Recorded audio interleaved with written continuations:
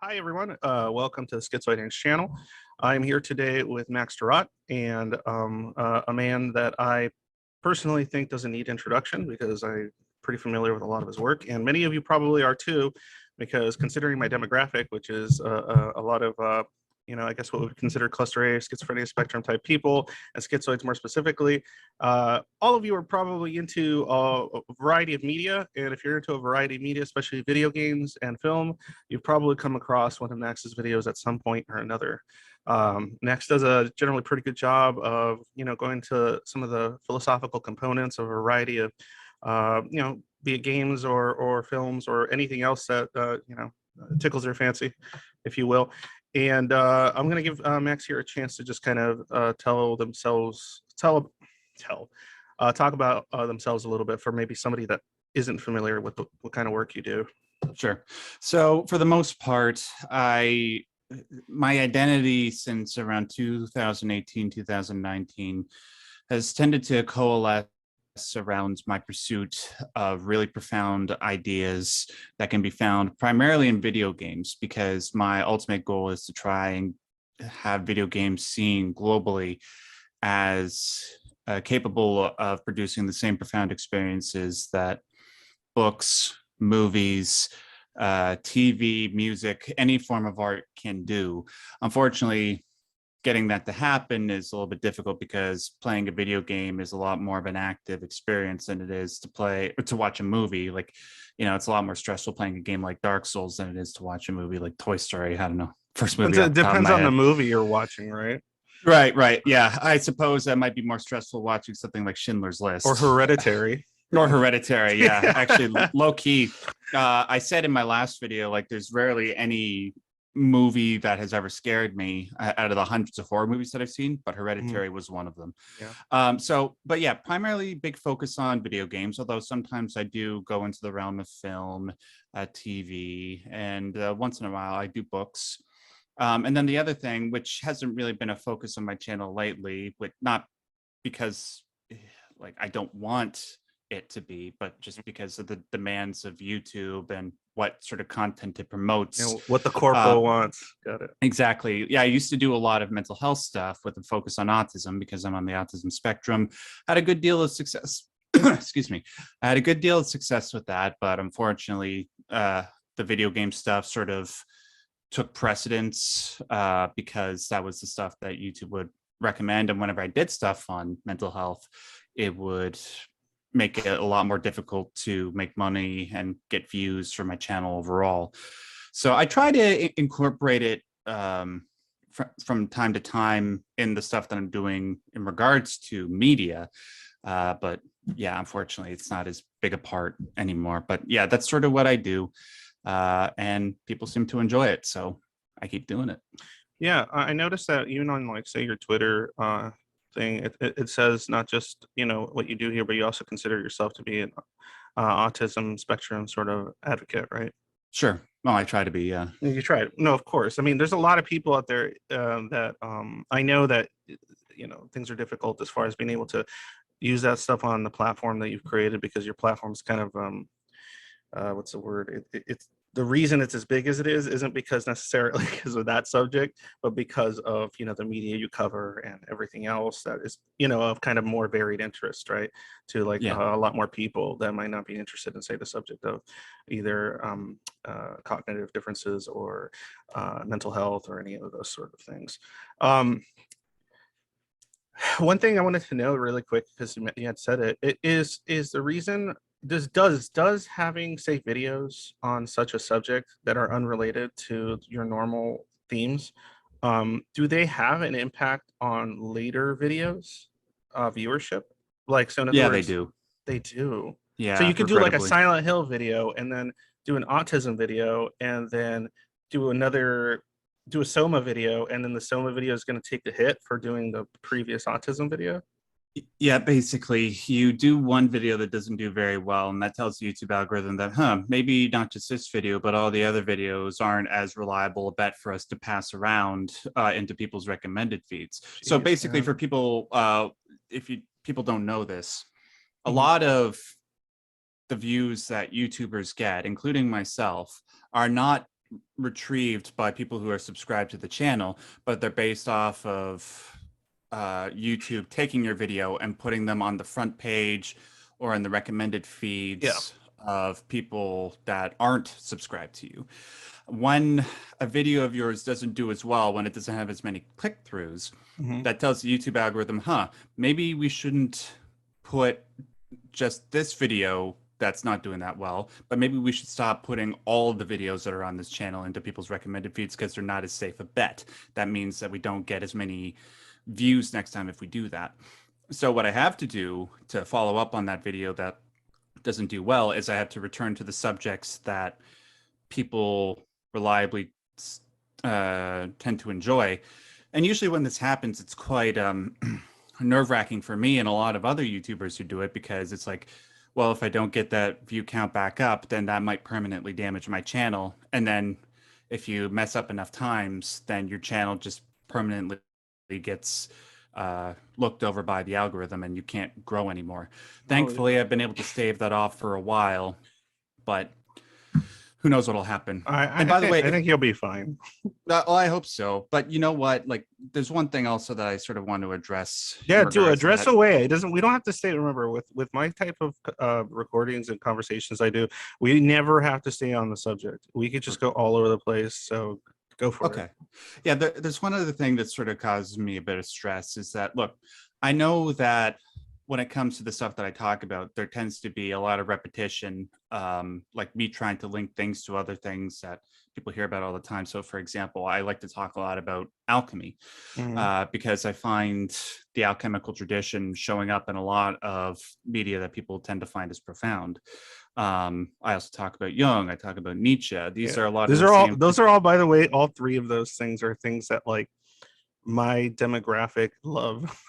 That's what's interesting. It's, you'd be surprised how many of the schizos of the world, regardless of their type, we love ourselves, philosophy, psychology, and existential questioning and everything else. But continue. Sorry. Well, of course, it's natural because it's like, how do you, when it comes to being neuroatypical, whether you have autism or a mental health diagnosis, you tend to engage with these types of thoughts, and you look to great thinkers like Jung and Nietzsche and the other existentialists to look for ways to be able to cope with that.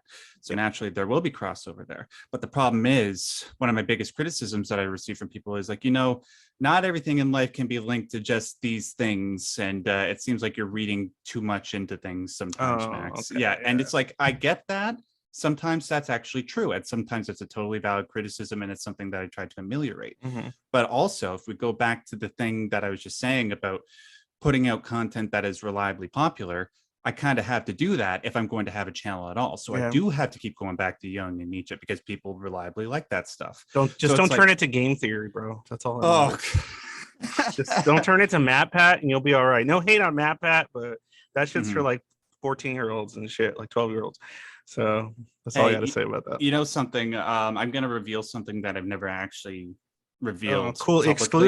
Exclusive. Max Derrat's third nipple. No, that's for you know, the patrons, the okay, the eventual OnlyFans Max Derrat OnlyFans account that opens up eventually. The feet pics. MatPat, he, like MatPat from Game Theory, he back when I did my Spec Ops The Line video, which I think was back in 2019. Yeah, I got a message, and this was back when YouTube had a messenger system where YouTubers can message each other. I got a message from MatPat saying, hey, we would love to bring you on the writing team because we loved your video on Spec Ops The Line. And I emailed him back and I said, hey, I'd love to talk to you. But for whatever reason, he never got back to me. And I don't know. Normal for YouTube. Yeah, well, and also, you know, he's a very big guy. I'm sure he gets emails all the time, but who knows what might have happened if I decided to go down that route of... you might have not been your own thing and you would have been just a writer for... Yeah, I'm glad that didn't happen because No, I mean, I kind of find your videos a lot more interesting than Oh, most of the stuff I see on game theory. No offense, but well, God bless you. I it's appreciate just, that. yeah. I used to. I mean, I'm not, like I said, I'm not hating. It's just I grew up watching or my earlier YouTube years. Yeah, I watched a lot of those early game theory videos, and then it just things just got kind of funky for me. I think when it got funky was. I don't know if you remember this, but he did that IRL video with that expert, like I think it No, was like a SWAT guy or something, and he did some kind of no. Call of Duty video where he like met an expert and he actually like was showing him how to like do corners and hold guns and stuff. It was like weird. It was like it was the weirdest, cringiest shit. But anyway, Hmm. it was weird to watch. It was just weird to watch. Anyway, um, so okay, cool. So that gives us a little bit of rundown about now that we've gotten past your grievances with the YouTube algorithm Hmm. and your path that could have been altered, in a previous life or a different life maybe. Um, what I'm curious about is what sort of video games and such did you grow up with? Because for a lot of the people, a lot of the viewers, it's very common that they grew up with a childhood that was riddled with either video games or comic books. I'm one of Hmm. those people. A lot of the people I talk to, oftentimes all the schizoids I talk to, it's definitely the case. So I'm curious to what it is that is what are your childhood memories associated to when it comes to this stuff? Sure. So my earliest childhood memory, no joke, is sitting next to my dad. I think I was 5 or 6 years old at the time, Mhm. and he was playing Metal Gear Solid 1 on Hell yeah. PlayStation 1. Yeah, I didn't know what the hell I was looking at the time. I just knew that the stuff that I was seeing was so idiosyncratic, so unlike anything that I'd ever Yeah. seen, and I was ultimately pulled in by that. And for my entire life, ever since that moment, I was in love with the style that Hideo Kojima introduced me to. I Mhm. sought it out in every type of media that I could, anything that was close to it. But interestingly, even though Metal Gear Solid was my first childhood memory, and it's been such a part of my life and a part of my channel. I've done multiple videos on Metal Gear Solid. Most of my favorite games aren't actually the games that I tend to cover on my channel. They're not the ones that have the profound concepts or ideas, although there are some of them. Like I think besides Metal Gear Solid 2, which is my all-time favorite game, Shadow of the Colossus is my Mhm. second favorite. That's one I've discussed a lot. Let's see what else. Well, of course, the Silent Hills. Actually, Silent Hill 2, Mhm. More uh specifically, or yeah, more specifically, it's not even in my top 10. I would say it's probably in my top 20, but yeah, that one, and then Half-Life, I suppose, is another one. But mostly the games that I really like are, and were a part of my childhood, Mhm. are games like Spyro, Pokemon Crash Crystal. That's a Crash top 10 for Bandicoot, me. all that. Yeah, Crash Bandicoot 3 Warped is my favorite. That's a good Crash one. Team Racing. What else? Halo. I love all the Halo games. That's probably my favorite franchise of all time, aside from Metal Gear Solid. Do you cover that one a lot? Halo, no. See, unfortunately, like there hasn't really been a means for me to do so, Yeah, because a lot of my channel just focuses on story. And while yeah, Halo has a great great background of mythos and narrative, yeah. it doesn't really lend itself to sort of the profound ideas that I tend to discuss. I Hmm. have done a couple of videos on Halo, like when Halo Infinite came out, I sort Hmm. of just I wanted to find any excuse to talk about it. They didn't do as well, but yeah. And I then yeah, what I could else? definitely see like the one of the ideas that come out of Halo that's really interesting is like essentially like some of the zealotry and like almost the religious fervor and some of Yeah. the situations and such and decision making and how it's planetary, but it's also kind of somewhat very much religious in belief and philosophical in belief, the That is, motivations. yeah, that's true. Like the way the Covenant are Yeah, portrayed, it sort of takes the age-old trope of like religious zealots persecuting the non-believers into an interesting, putting it on a really interesting cosmic level, mhm. whereas other, say like Silent Hill, Yeah, it's very has some of localized. that. very localized. So yeah, it's interesting in that regard, but I never saw much in it that I felt like I could do a video on it. No, for sure. I Maybe mean, I'm you wrong. could a big video would title for you would be "The Covenant Did Nothing Wrong," and just like, and then just just put just this clickbait would be good, but just "The Covenant Did Nothing Wrong," and then just make a even satirical if you want argument for why the Covenant is right. Oh my God. Have you ever seen people that have done the videos where they actually argue in favor of like the Sith?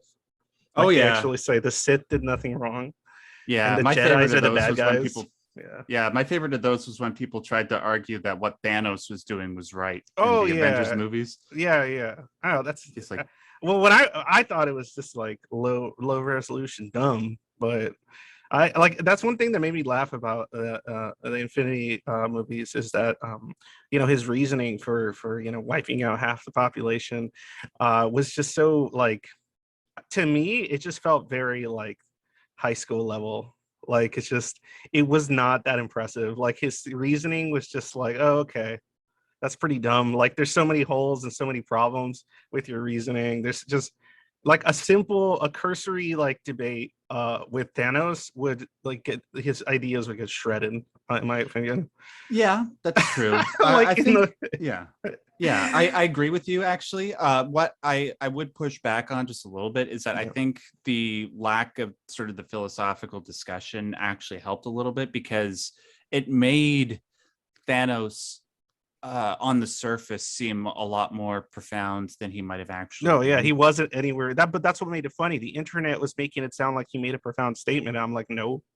Right, no, but like he sort of had that air about him that made him Mhm. seem profound. Like one thing that if I recall correctly, that the actor who portrayed Thanos said he based his character on was Kurtz from Apocalypse Now. Yep, yep, And yep, yep. if you actually tried to have a proper conversation about what is morally right to do, obviously Kurtz would lose. But it's just there's something about his charisma Yeah, cult of and personality kind of. exactly that made people like Thanos and Kurtz nonetheless terrifying Yeah, yeah, and of seemingly course. profound. Yeah, Yeah, yeah. which is why I enjoyed him despite the valid Yeah, points no, you're of saying. course, of course. No, I'm not saying Thanos didn't look amazing being with his philosophical. He made it sound really cool and really convincing when he was saying Mm-hmm. it.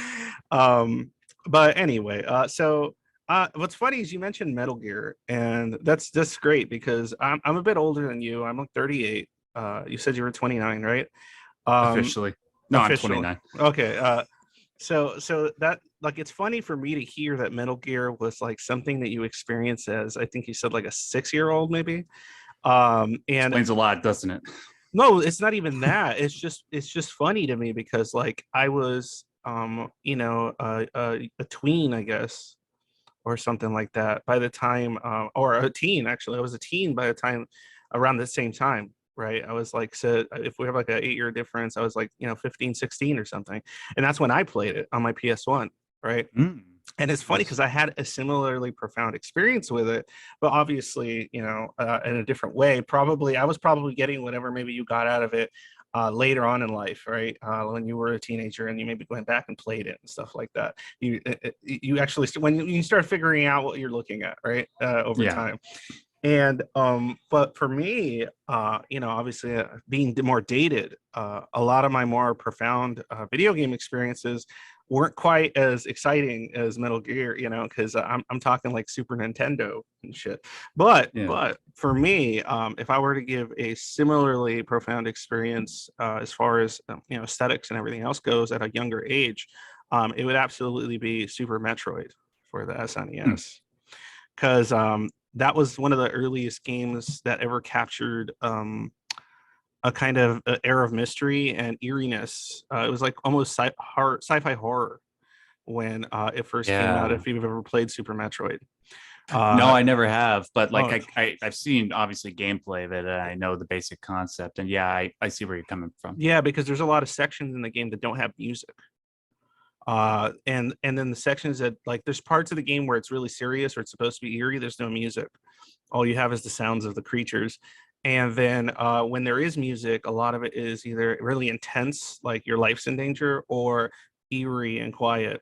And another example for me would be something like Castlevania Symphony of the Night, right? Like I grew up on that same kind of the Metroidvanias essentially in that style of game was probably like my earliest favorite sort of games, as well as RPGs and everything else like that. Were you much about RPGs growing up or any of that? Oh, unfortunately, no. That wasn't Especially your when it deal? came to, sorry, yeah, just up until recently, RPGs. Most of the RPG experiences that I had were with some of the more basic level ones. I think the most time that I ever put into an RPG was either Oblivion or Skyrim, Okay. and yeah, and those are sort of like compared to most RPGs, those are pretty like entry level. They're wonderful Some basic games. bitch shit. Yeah, kind of. I mean, like they're wonderful games, but like Yeah. compared to other games, I never really got into them recently, especially JR. Xenogears? Yeah, Xenogears. I didn't play Xenogears I until played when it last came year. out. That's what's crazy. Nice. Yeah, Yeah. that game, I played it for the first time last year and I was blown away by how densely packed it was. There's nothing else like it. Yeah, I wouldn't have gotten into JRPGs if it weren't for my fiance. She was like, when I first met her, she was a fan of my stuff. That's how we met. Mhm. And she recommended, like, okay, I've watched your stuff for a long time. I know what you like. I can guarantee you that if you play these games, you You're, can you're do gonna videos like on them. something about you're gonna like something about them for sure. Yeah. So Oh she started yeah. me with Final Fantasy X. Oh, okay, that's a solid. Yeah. And then I went to 9 and 7, and then what else has she gotten me to play? And you were like, holy shit, this is a whole like world of gaming that I didn't know until now had such profound levels and layers of like ideas and concepts and all that, right? Especially Exactly. Yeah. Chrono Trigger of all things. That's another Oh, one. that game. Absolute masterpiece. Yeah, that's what I'm talking about. Like, and there's a lot of games you haven't covered yet that I'm like, oh man, I'm surprised Max hasn't. And that now it makes sense because you didn't really grow up playing a lot of RPGs, so and JRPGs. So it kind of makes sense why certain games that would, in my mind, be no brainers for your channel haven't popped up quite yet. Especially ones with certain horror elements and themes. I'm just like, man, some of these themes are just like perfect for your channel. Okay. And 1 second. Let me ask, is one of those games Parasite Eve? I wasn't thinking of that game, but that's a decent one. Okay, because that's just one that I've been getting a lot. Yeah, Parasite Eve is absolutely a good one. Another really odd game. Like if you want to play an odd game with strange themes, especially themes that like were kind of they're horror, but they were. I like games that came out became like sort of cult hits because when they came out they were a little ahead of their time or a little odd. And one of those games, in my opinion, it's not quite an RPG, it's more of an action survival horror sort of sci-fi game, but Galarians. I've never heard of it. Galarians is a very good one. It got memed years ago because the sequels aren't good, but the original for PS1 is really good. Basically, you're a kid, you know, you look like some edge boy 90s punk kid or something, like the way his hair and he wears this collar. Anyway, it doesn't matter. He's this kid that gets experimented on. It's like Akira, you know, where he gets powers and so on and so forth. But what's cool about it, the gameplay is really odd because you use psychic abilities like pyrokinesis, telekinesis, and all that sort of stuff. And but you have to constantly be injecting your character with drugs. So like throughout the entire game, you're either injecting yourself with like drugs with like a needle and injection, or you're taking pills to keep you from dying of a brain aneurysm. So the entire game, you're just popping pills and injecting yourself, and all in order to keep up your energy levels so that you could kill your enemies using the various techniques that you learn. But the game itself has really, really dark undertones, and the cinematics have some pretty messed up stuff. I'm talking like, I think his parents get stuffed into a fridge, or the mom or something. She's like dead and stuffed in a fridge. And like it had some really wild elements, and it became such a cult classic that it later had a DVD come out in which they remastered all the cinematics and added new ones and turned it into a short film. It was pretty wild. But Galarians, you might wanna look at that. I think that might be a fun one. It's got a lot of weird themes. A lot of weird themes. Well, I'm always looking for new games to cover, Yeah. particularly ones that are shorter. So it just gives me more Oh, time to get. Galarians is not long. You could beat Okay. that in like fairly normal amount of time. Like no longer than say something like Metal Gear or shorter than that. Oh, okay, So great. yeah, All yeah. right. But just Well, something to yeah, there's keep a in whole bunch mind. of. Yeah, no, for Yeah, sure. yeah. Well, I'll Parasite put Eve is it. definitely a suggestion. That's a good one. Mhm. Parasite Eve is definitely a good one, and the sequel is solid too. So you got plenty of material to work with that. Yes.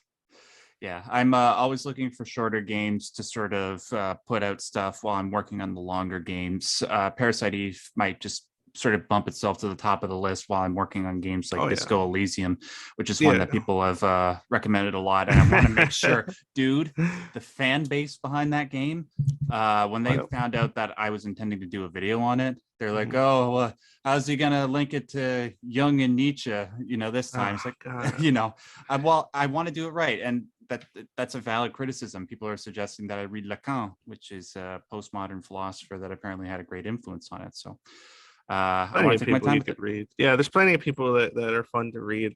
If you haven't read it, one of the many more modern books I would highly recommend, and I recommend it to everyone, is The Righteous Mind by Jonathan Haidt. Oh yeah, That is yeah. one that I recommend to everybody. Well, Um, he's heights the standard in his field, right? but The Righteous Mind is a masterpiece of a book, in my opinion. Um, in any case, okay, so let's take it back a notch here. I want to take it Sure. to the subject at hand that I really want to get into, and that's you like to say neuroatypical, not neurodivergent. Is there a reason, or it doesn't matter? No. It doesn't matter. It's just describing virtually the same thing in my Okay, mind. okay. Well, I'm used to neurodivergent, but I don't care either way. I thought maybe there was some like reason for it that I could hear the argument for that people No, no. prefer one over the other. But okay, so we right now we both have a basic idea of some of the stuff maybe we liked growing up and everything, but I'm more curious about how that lent itself to some of maybe your struggles growing up as somebody that's on the autism spectrum. And I guess just so the audience knows, what exactly, where up on this spectrum would you be considered? And yeah, first of all. High functioning. It used to be called Asperger's syndrome, but now with the release of the DSM-5, that's sort of been rendered obsolete. I would, for those who don't know, people who are high functioning, that's determined by sort of a cluster of symptoms. It doesn't necessarily mean that, if you don't have one symptom, that doesn't mean you don't have it. It's like how many symptoms and Yeah. how reliably that can put you How there. many boxes you check? Exactly. So, for example, I generally am able to understand sarcasm. That's something that most people with high functioning autism aren't able to do. But I do have all the other symptoms. Like I have a hard time looking people in the eye. I'm very, very sensitive to loud noises that grate against my temperament. I quick to anxiety. What else? I have frequent meltdowns. I'm socially awkward. That sort of thing. Do you do any I guess what's oftentimes you deal with stimming and things of that nature, depending on the Um, I do sort of like obsessive compulsive things that can sort of be like stimming, but not sort of like stereotypically stimming. It's sort of hard to explain unless you actually see how I act when I'm sort of sitting still. Mostly it's just like I'll like tap my legs or something, or I'm a leg shaker. That's yeah. I'm personally a leg shaker. I get shit for it all the time, like on recordings. They'll be like, "Why are you shaking?" Angst the entire time. I'm like, it's because I'm shaking my leg under my desk like this, Yeah. and that's just something that I've always done. But it's like a nervous tick, I guess, of some kind. Yeah. That's Helps a me whole stay different. focused. Helps me stay present. Yeah. Yeah. Yep. Absolutely. Floating away is something that I often have trouble with. I'll tell you that. Mm. Okay, so I'm curious to how some of these difficulties reflected themselves in the social arena. Like if maybe you have an easy anecdote you can access, and then how it was that gaming in particular, since that's like your kind of bigger interest, was capable of sort of allowing you helping me some cope with that. peace of mind when you needed it, and everything else. When maybe other types of options that neurotypical people had to relax or de-stress or enjoy their day wasn't quite as available. So this is sort of going to be a bit of a long exposition, but it'll I get don't a care. point Do it. across. Do it. Okay. Do it. So um, for the longest time, I've had this project in mind that I unfortunately haven't been able to dedicate as much time to, just because of the demands of YouTube. Plus, like, I'm currently in the process of trying to get married, that sort of thing. And but the project I've been working on is a book that I want to title "Everything I Know I Learned from Video Games." Mhm. And the basis of that title is directly linked to autism, because for the first half of my life, I figured that I didn't really learn anything because of I had autism. And people hear then like, wait, that doesn't make sense. Usually people who have autism are above average intelligence and they do well in school, right? Well, for me, yes, I did generally well in school. My grade point average was an A, which in Canada is like above an 80. But I found out that when I got to university, that basically everything that I'd done in high school and prior to that, my entire life was moot. I didn't learn anything. And the main reason why is because I went to school and treated it as something that I had to survive, because I did have to survive it. I didn't learn anything there. I was just mainly focused, okay, memorize what you need to memorize, get the grades, go to university. But the entire time, I realized I didn't learn anything. It was just 18 years wasted, well, 12 years, because, Oh, yeah. I want to know a little bit more, like what define wasted and like not well, learned. you go to school to learn, Mhm. right? I didn't Yeah. learn anything. I memorized everything. And then when I got to university and I found out I didn't know anything, I did terribly, because, you go to university to use the stuff that you learned and put it to practical use. But I couldn't do that because I hadn't learned anything. So I flunked out of my first year of university and I had to reassess my life. Now, as for what this all has to do with video games, Mhm. um, autism, my autistic obsession, I had two of them for the most part growing up. One was music, which I did learn, but that was outside of school. And the other was video games. And I found that if I wanted to learn something, keep it in my mind, use it for practical purposes, if there was some way that I could link it to the various amounts of video games that I had played, then I could remember it and use it, which is basically how my YouTube channel came about. So when I study religion, when I study philosophy, psychology, and I link it to video games, that's how I remember it. That's so interesting. Yeah. So the reason I find that fascinating is because, well, in my case, a lot of the stuff I learned was from a variety of media, but obviously I learned most of what I learned in life, I learned via various pieces of media and not school. Yeah. But when you mention connecting, say, learning ideas, when you connect them to the source that you speak of, the only reason it pops into my mind is because personally, all my emotional connections, as stunted as they became over the years, were associated to pieces of media, including and very, very much including video games, right? Yeah. And I don't know if it has anything to do with that, but I know that people have an easier time remembering and learning from things that they have some emotional connection to, in some regard or another. And so yeah, so because a lot of memory is attached to like stimulation, right? And if there's a lack of stimulation occurring when you're supposed to be learning something, or the manner in which it's being taught to you isn't stimulating, then the ability to actually correlate, like will connect memories or create memories that are more useful and you can actually function with later in life, it's unlikely when you're not connected to those things. So yeah, it's interesting to note that, like that you mentioned that, because I don't know if it has to do with that.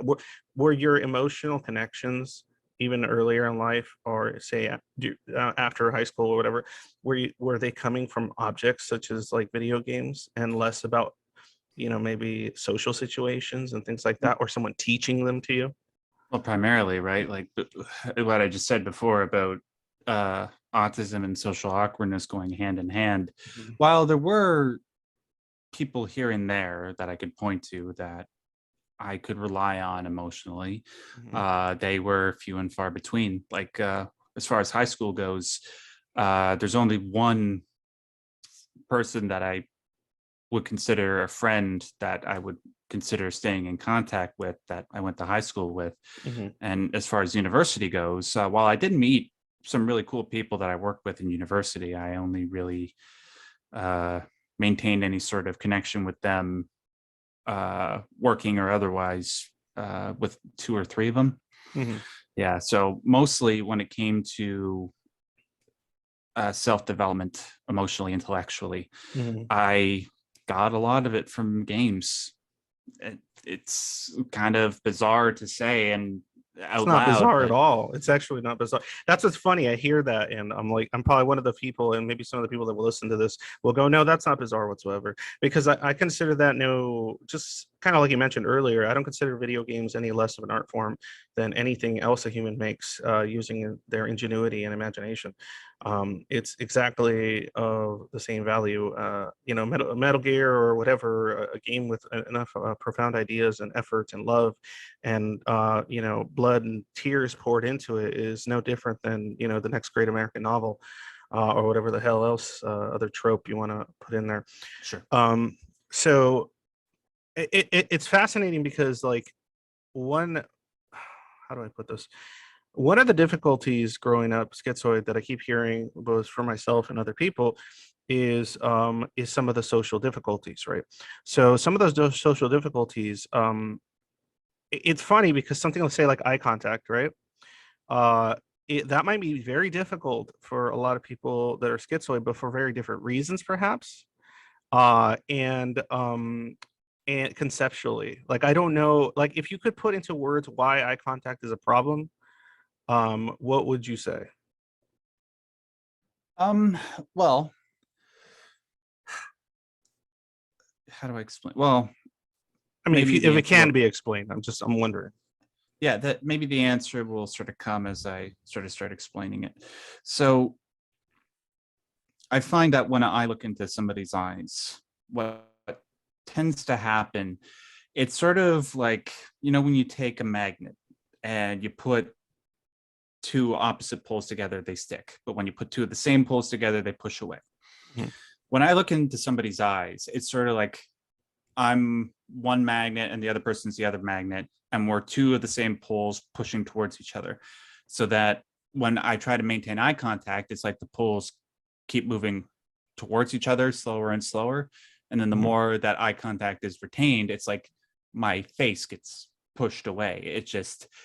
It becomes untenable for some reason. Is it It's like a like, vertigo, almost like looking over a cliff, like no, that it's not like feeling? it's not like a vertigo. It's just like that's the best way I can describe it. It's Yeah. just like vertigo. I have experienced vertigo a couple times in my life, and it's not like that. Mm. Um, I suppose it's through. My best guess is that it's something like, how people say 90% of communication is nonverbal. Mhm. Well, a lot of that comes through a person's eyes, and Mhm. when you look into somebody's eyes, you feel like, especially if you have autism and you're already prone to not doing well in social situations, you feel like every part of you is being looked at, every and like your insecurities, if you make the wrong movement or you say the wrong thing, uh, then what they paint you as can become reality. And yeah, No, That's the best way I can no, describe it. it sounds like something very relatable in some maybe not to the same degree, but you're saying that you mentioned that they're going to paint you or they're going to misattribute you in some fashion or another, your behavior. Yeah, because like if when how do I don't know how to explain it. Well, how about this? How about I try to explain my experience and then you Sure, tell me if please. it makes any Sounds sense. right. Okay, yeah. Okay, so this is my experience in regards to that part in particular. I don't like over the years growing up, I discovered that the manner in which I present myself, some of my behavior, the thoughts and ideas that I would put forward in a effort to express myself or develop a sense of identity or whatever were very incongruent with my environment, right? So some of the things that I would do or say were problematic or considered not socially or not socially acceptable, not because I was doing anything particular rude or malevolent or anything like that, just because the questions were maybe inappropriate because of the setting, because the concerns were inappropriate, because of the preoccupations were because my preoccupations and interests weren't aligning themselves with what the group was interested in doing, and so on and so forth. And so a lot of these thoughts and a lot of these patterns, when expressed, would lead to a lot of misattribution about who I am and what I'm about, and what I'm thinking, what I'm experiencing. And so something like not emotionally responding to something that a person said that they expect you to would be attributed to you not caring or not listening or being against their position on the matter, or you trying to oh, in my case, here's a good example. When somebody would present a problem to me that they considered to be I guess a friend or a family member or whatever, when they presented a problem, a social problem to me, I would often just look at the problem from a kind of metacognitive lens where I would just be like, okay, these are the players in the game. This is what happened. This is what. So I didn't take in count any kind of the social cues of, oh, I'm supposed to side with you, or I'm intuitively should be siding with you because you are friend slash family member. I would just go, oh, this was the situation. This is how it happened. These are the mistakes that were made. And I expressed that. Or if I didn't have an interest in it, I'd be like, oh, I'm not interested in this problem because I don't have anything to contribute to it. And Yeah. so, but expressing that would be bad and would be considered a bunch of social faux pas and everything else. Um, expressing myself openly and honestly in a lot of situations would get me in trouble even as a child. If we went somewhere like a party and there was food that I was interested in eating, I wasn't angry. I would just say, oh, I'm not eating any of this. I don't like it. Yeah. And that would be a problem. That would get me in trouble. And I wouldn't understand why I was in trouble for merely stating a fact. Right. Yeah. And so it was things of that nature that just collectively turned into what's wrong with you? You don't make sense. Talking to you is awkward. Talking to you is a problem. And trying to explain yourself afterward made it worse oftentimes. When people would attribute something to your behavior and then you'd say, no, no, no, that's not what's happening. That would kind of bring up a lot of feelings of anxiety and confusion. Yeah. That would make you avoid situations in the future in which that could possibly happen. But anyway, sorry, it was a Yeah, bit no, that long-winded. that actually helped me out. So that what you just said, that is one half of it, and then there's one other half of it that I'm going to be able to describe. So yes, what you just said, those types of experiences accumulated, and whenever I would be looking somebody in the eye, I suppose my mind would associate that just like, well, here's the time where you got to confront all those things that people say are broken about you, Mhm, to use a little bit mhm. too strong a word, but you know what I Yeah, yeah, mean. yeah. So when you look somebody in the eye, you're instantly reminded of all those things, and it overstimulates you. Plus, um, there's something about just looking somebody in the eye and what that triggers from within. Um, when you're on the autism spectrum, you're already prone to overstimulation in every form. There's something about what happens when you look somebody in the eye that's sort of akin to like when a mouse looks into the eye of a lion, right? It's like the realizations that the mouse has at that moment, I sort of attribute to myself when other people would look me in the eye in the past. I've gotten better at it lately, but yeah, it's sort of those two things, I would say. So No, that absolutely makes sense. Because what's relatable, especially there, is there are specific types of things, and a lot of schizoids would tell you this, that are reminders in a social situation of all the past errors and confusion that interactions have, that had preceded like previous interactions. And so certain types of behavior and certain types of things kind of trigger a lot of that anxiety or discomfort or frustration that is associated to those past interactions.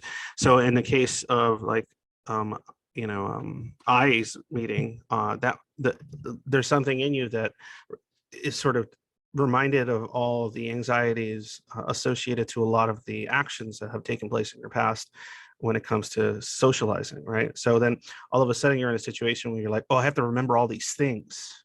I have to like remember all these things and all these behaviors, and I have to modify myself in a certain way in order to be appropriate to and acceptable, right? And a lot of the situation, that's a lot of what leads people that are schizoid to masking, right? I'm a covert for many years, so I was someone that was incredibly good at masking. I was charismatic and everything else, but I hated every second of it because I knew what to say and I knew what to do, but it was only for the sake of adapting to my environment, not because I was intuitively doing it, right?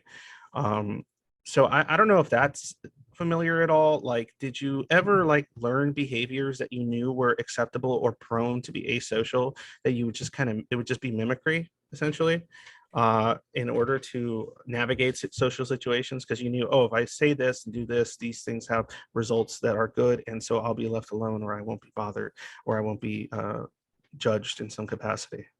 one thing that I was accused of a lot growing up was being dramatic.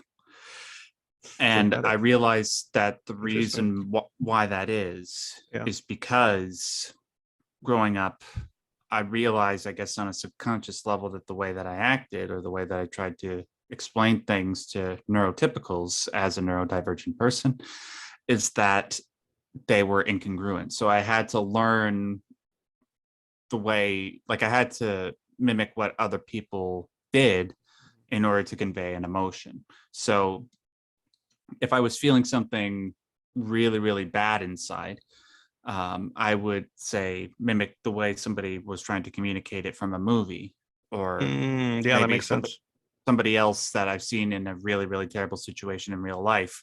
And then even though, like, let's say this didn't actually happen, but let's say I dropped my ice cream cone or something, I would cry bloody murder because that's how I felt on the inside. I just felt absolutely awful.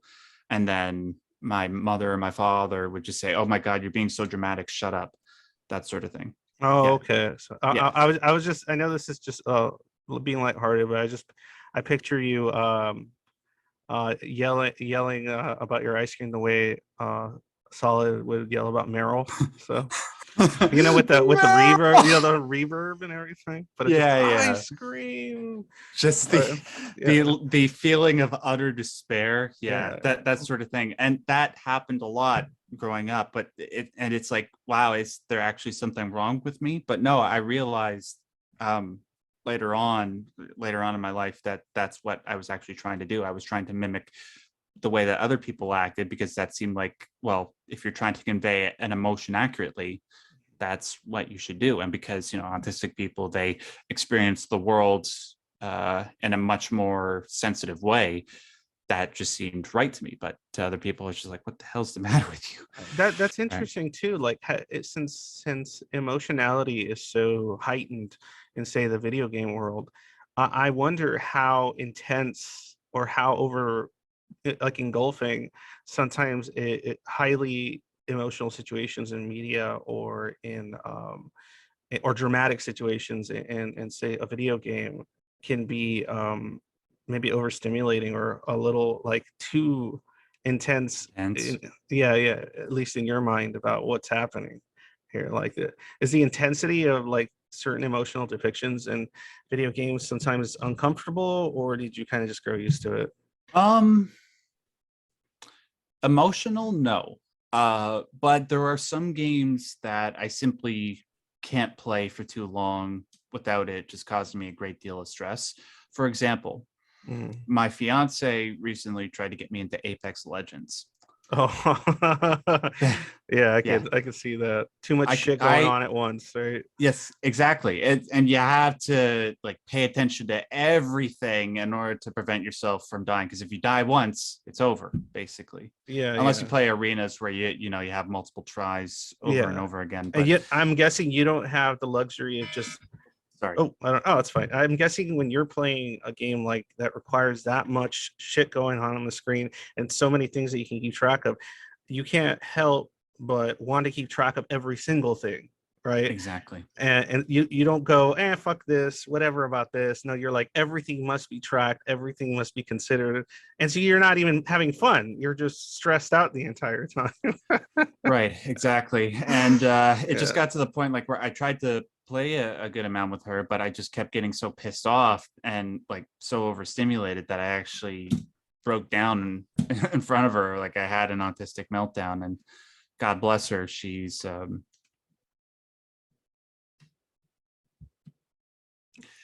yeah, she Oh, I thought you DC'd there for a second. no, Oh, it's all you just right. had a profound moment of care Just for your partner, gratitude. Yeah. gratitude for your partner. That's cool, man. Yeah. She was totally understanding of it. So thank Well, I God for mean, her. and what's interesting is that like that relationship-based understanding is something that many schizoids are seeking themselves.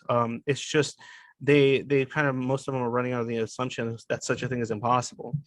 But say I love the idea. Like I'm agoraphobic, right? I have Yeah. some agoraphobia issues.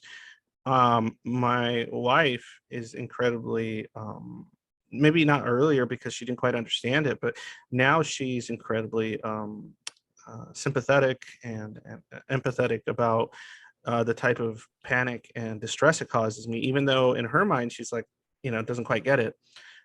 She knowing that she has my back, right? Knowing that if I have a panic attack in a situation that other people might think, oh, what's wrong with this guy? I'll know that she won't think that, right? She will know what's happening and she will be there for me. How much of the difficulties we described right here, how much has gaming been like a safe sort of place for you to go when all this becomes too much, whether it's the social or it's other types of sensory stimulation? um, Being neurodivergent, how have video games been a place of safety for you and comfort? Well, the great thing about games is that most of them, with the exception of games like Apex Legends, they engage all of my senses in a way that sort of allows me to shut out the rest of the world and not think. Because when you have autism and a lot of the comorbid mental health diagnoses like ADHD or OCD, your brain is just on all the time. It's going in a million miles an hour in a bunch of different directions. But when you play games, that stops. Like your eyes, your hands, your ears, they're all focused on what is happening on screen. You're completely transported to that other world. Mhm. And it like, you get this from movies and books too, but there's something about the way that video games engages all of your senses that it gives me a firmer sense of peace, inner peace.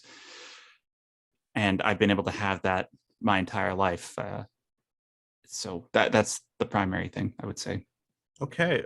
And to relate it back to my own experience regarding how it's a comfortable place for myself, instead of it necessarily being more of a sensory issue, it was always more of a negative emotion, overwhelming sensation of like either existential dread of some kind, or it was, a reminder that I don't work, or I don't want to be here, or I don't like existing in this world because it's so difficult, because it doesn't make sense to me.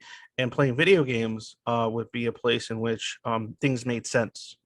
The world made sense. The story was, you know, the rules of the game were the rules of the game. The thoughts and the narratives were the narratives that you were in front of you. The goals and the missions were the goals and the missions of that world, and everything else for that moment got to melt away. All the other concerns, all the other branches of like suffering and alienation and everything else that came with being in a very incompatible environment, oftentimes all of that would melt away briefly, and you would get to kind of be in this world that made sense for a little while.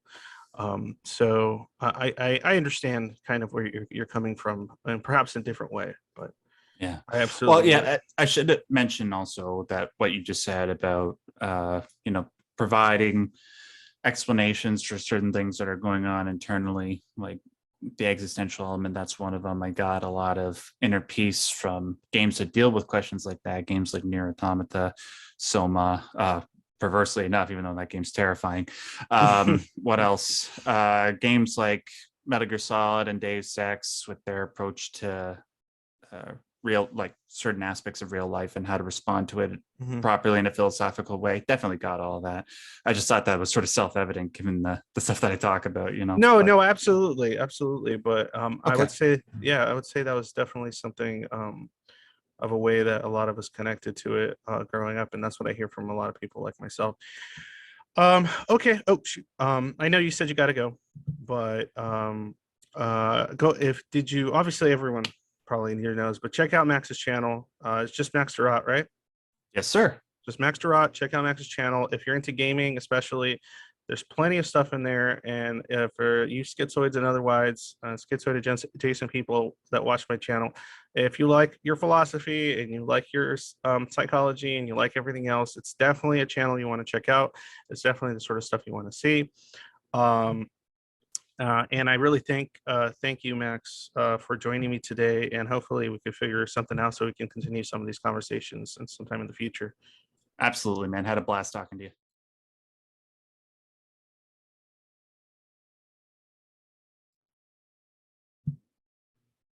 All right. So, oh, and by the way, one last quick thing. If I don't know what your speech stuff is are you into or not, but like if you want to drop any profanity, I don't care.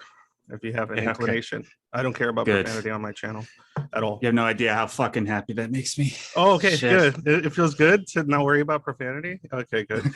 No, profanity's all of my channel's covered in it. I don't bother with that nonsense. I'm trying to I don't make money trying to monetize my videos via ad revenue or anything.